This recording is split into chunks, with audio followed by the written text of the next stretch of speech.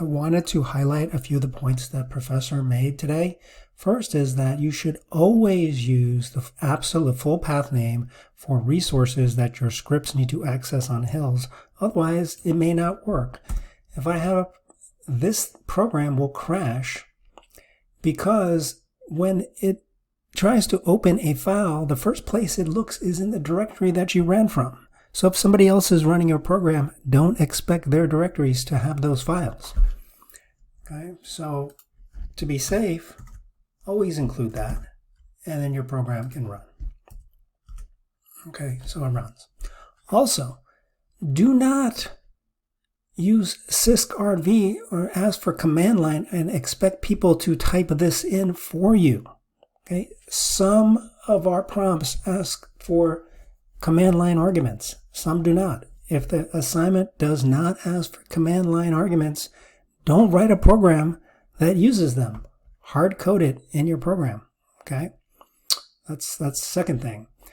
Lastly is also I want to talk about inspecting your data. Yes, it's very important. Anytime you code is to look at your results and see if there's, do a sanity check. Take a look at what's inside your data structures.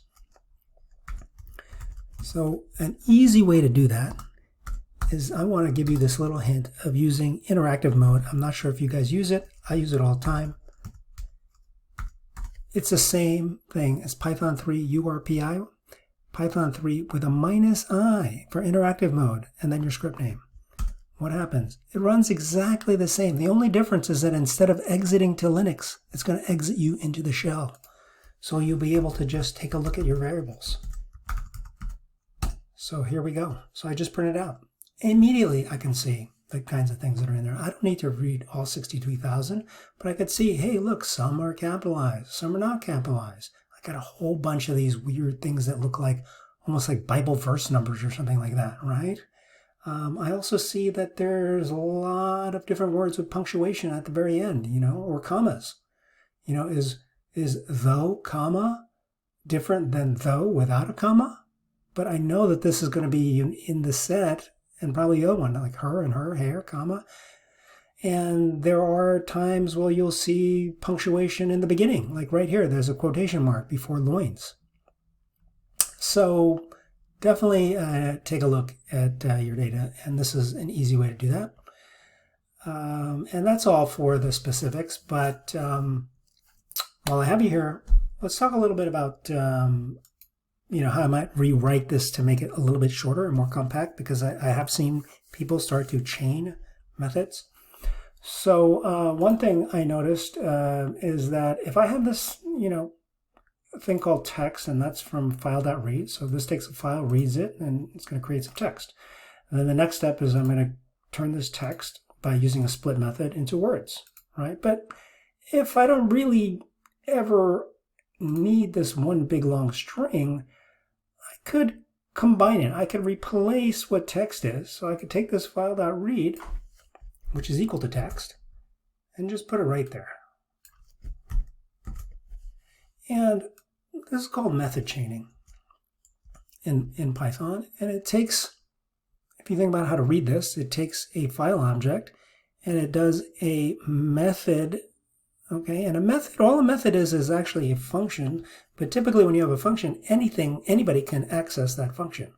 When you have a method, only the objects that are assigned, only the functions that are assigned to a specific type of object have that method. So file is a type, an IO text IO wrapper that has a method called read. Okay. Now, read will create an output. Read does not have a method called split. However, the output of the read method, which is here a string, I have some pre-built little fancy documentation thing on VS Code, it's telling me the output of a read function is going to be string. Now, I know a string has a split method, and that's why this works. The read method doesn't have it. It's the results of this read method that have it. Other little modification I want to make is using a context manager. And this is with open. And remember, before it was f file equals, but with you go as file. This is, when this line finishes, file will equal this. Okay, So it's really the same. Why do you use it? The reason why I use it is because it automatically will close the file after it finishes with the with statement. So let's see how it works in practice. What you have to do is, once you have a with statement, is you have a bunch of statements that need to be a clause of that. So I could do something like this. Now what this says is that it opens up the file, it creates a file, and then it does all these lines. And then once it exits, then it's going to automatically close the files. But there's no reason. This could actually be not part of the clause, and it would work fine, because once I've read it, there's no other time I actually read again from the file, so I might as well have just closed it at that point. Okay? I'm not going to do the whole assignment here for you, but let's just maybe talk about how I might get rid of these lowercase words, these uppercase and lowercase words. And one thing, there's a nice little string method called lower. So I'm tempted to jump up here and just go off and hit lower. And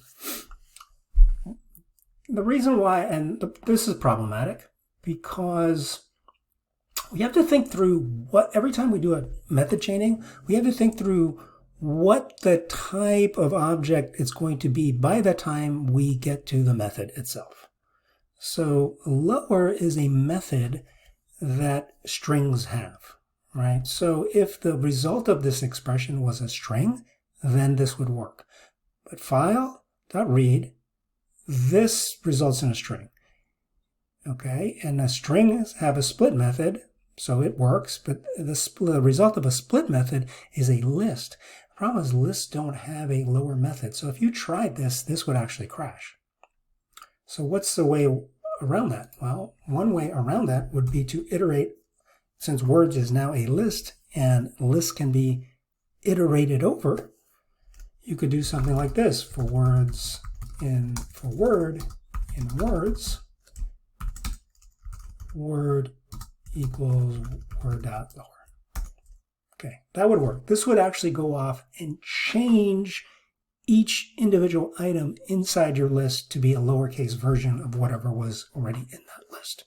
That would work. There are people that are into comprehension, so you could do it in one line, and that's fine as well. But the other place you can do it is to realize that file.read results in a string, and lower will take a string and create a copy of a string. So it works here too. So I should be able to do this. And you notice, at least on my syntax checker, everything turns to yellow. So this actually works, and this will compile and run. And that will give you the same effect. Now, there's a slight difference between the two approaches. Not much, but there is a slight difference. Read takes this file and turns it into one very big string, one long string. And depending on how long the file is, and urantia happens to be a very long file, it takes a whole copy of that string.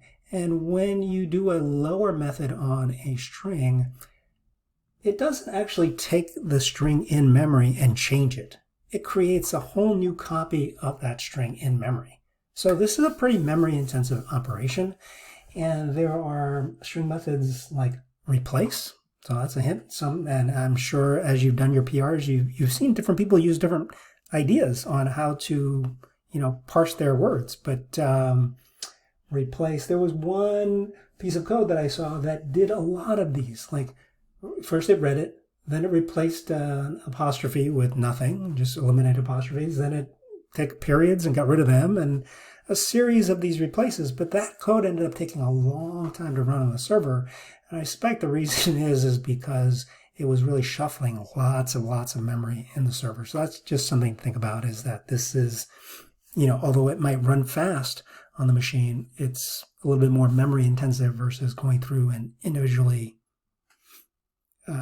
changing these objects.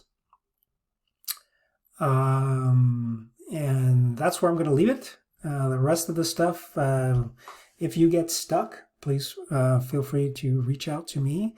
But also, if you get stuck, read more PRs, do more PRs, because by reading other people's code and seeing what works and what doesn't, that's where you really learn a lot.